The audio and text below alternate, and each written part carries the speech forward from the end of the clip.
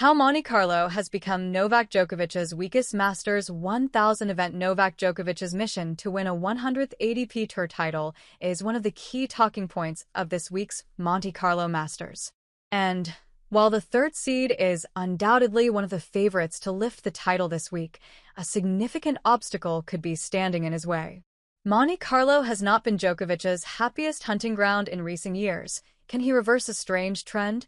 After defeats to Rafael Nadal in the 2009 and 2012 finals, Djokovic finally beat the Spaniard in the 2013 final to lift the title for the first time, ending his rival's staggering 46-match win streak in Monte Carlo.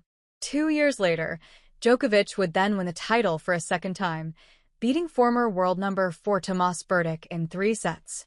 Only 5 men in the Open era, including Nadal, have won more Monte Carlo titles, and his triumphs are notable considering that fellow rival Roger Federer went 0-4 in his Monte Carlo finals. However, with only 2 titles to his name, this is technically Djokovic's weakest Masters 1000 event. Djokovic has triumphed at every other Masters event on at least 3 occasions, with the Madrid Open and Cincinnati Open 3 titles, his next events in terms of titles won. Should Djokovic triumph in Monte Carlo this week, he would become the first man to win all 9 Masters events on at least 3 occasions. No other man has even done it once. Win percentage.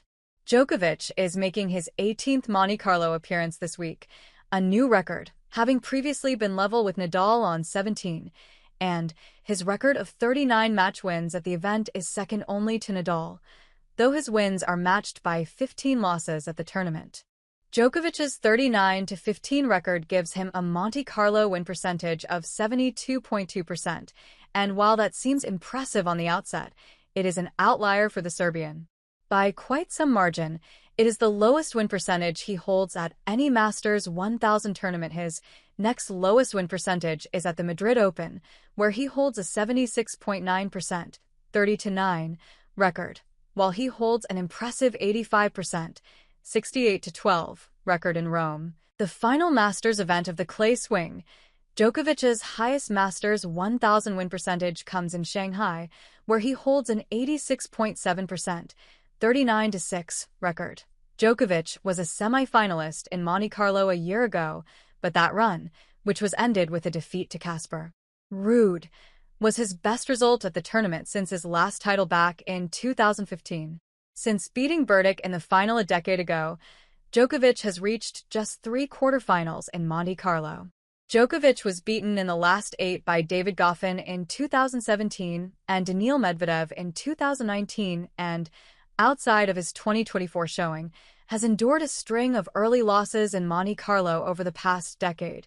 As the defending champion and world number 1 in 2016, he was stunned by Jiri Vesely, while other surprise losses include defeats to Dan Evans in 2021 and Alejandro Davidovich Fokina in 2022. His recent struggles contrast with an impressive string of results that saw him reach 7 straight semifinals in 7 appearances from 2008 to 2015. He withdrew from the event in 2011. Can he return his results around? A return to the last 4 in 2024 was undoubtedly a positive for Djokovic, who, with Nadal now retired, is undoubtedly the most successful active clay courter on the ATP. After a return to form at the Miami Open, the Serbian also has a rather advantageous draw in Monte Carlo over the coming week. Round 2 opponent Alejandro Tabilo beat the world number 5 in Rome last year, but has only won 3 matches in 2025, including a 3-set victory over Stan Wawrinka in his opener here. Further on, he could face Gregor Dimitrov, who he is 13-1 against, in the 3rd round, before a quarterfinal against 8th seed Alex de Minaur. That is among the safest paths he could have received and could aid him in his quest to turn around his Monte Carlo struggles.